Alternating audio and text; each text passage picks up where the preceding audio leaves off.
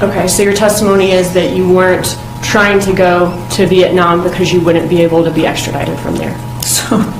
So my husband actually had said, you know, we've been to Vietnam before with friends. We were on vacation, and it really was like a place of peace.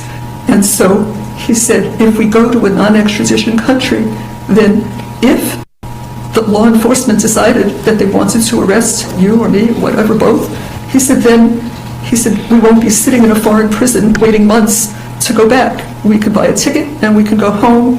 And my understanding was that I could go home and I could turn myself in if that's what they wanted. Okay, but you were hoping to make it out of America in time before you were arrested, right? I wanted to get away. He wanted to get away. That's what we wanted to do. And it wasn't,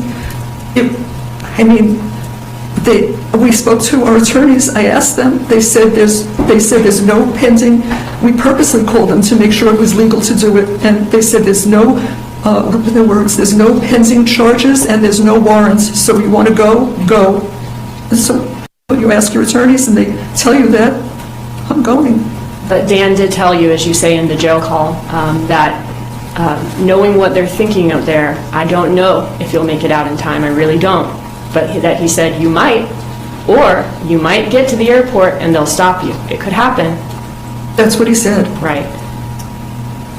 So you went to the airport knowing that they could stop you at the airport. You couldn't end up being arrested. Yeah, that's what Dan said. Right.